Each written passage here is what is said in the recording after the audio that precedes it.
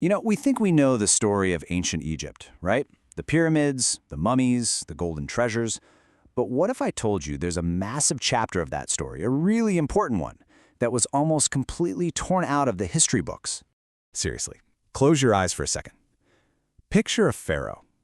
I'm willing to bet you see something like King Tut's golden mask, or maybe a powerful figure like Ramesses. It's this incredibly famous image, one we've all grown up with. But what if that picture is incomplete? What if, for a really long time, the rulers of all of Egypt came from a powerful black African kingdom to the south?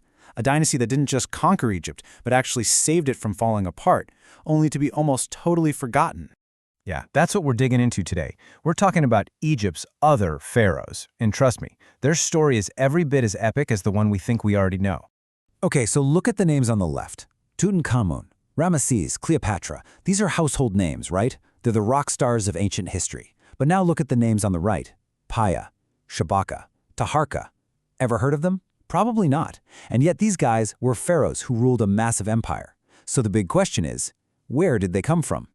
Well, to find the answer, we have to journey south from Egypt, following the Nile deep into what is now modern-day Sudan. We have to enter the ancient lands of Nubia. Because this was the home of the Kingdom of Kush. And let's be clear, this was no minor player. Kush was a true powerhouse civilization, a center of incredible wealth, culture, and military strength that for centuries was both a great rival and, fascinatingly, a great admirer of Egypt. And their staying power? It was absolutely incredible. The Kingdom of Kush was around for about 1,400 years. Just to put that into perspective for you, that is longer than the entire Roman Empire, from its legendary founding to its dramatic fall. Kush rose up right after Egypt's famous New Kingdom collapsed and kept going for centuries, a true ancient superpower. But their story gets so much more interesting than just being a powerful neighbor, because there came a time when the Kingdom of Kush didn't just border Egypt, it was Egypt. So picture this. It's the 8th century BCE, and Egypt is an absolute mess. It's broken, it's weak, it's torn apart by infighting. The Kushite king, a guy named Piye, looks north and sees this great civilization that he reveres just crumbling. So he decides he has to do something.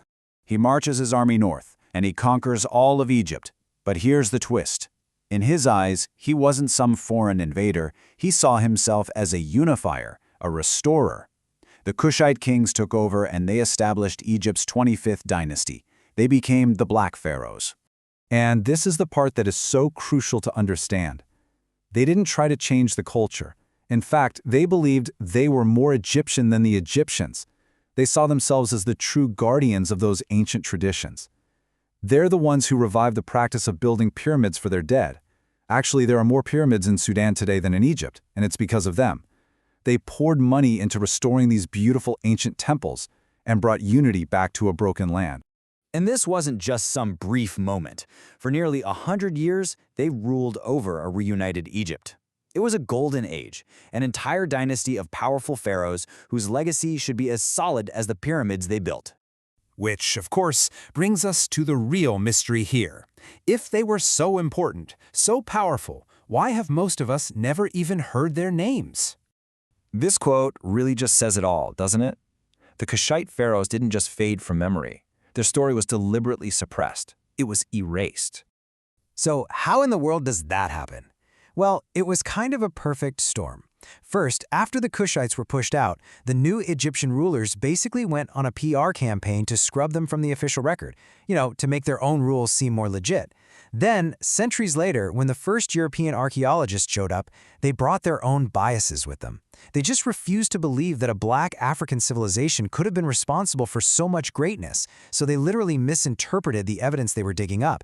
And finally, even today, the sheer star power of King Tut and the Giza pyramids just cast this enormous shadow that the incredible story of Kush has struggled to escape from. This whole thing is more than just a cool piece of forgotten history. It actually tells us something really profound about how history itself gets made.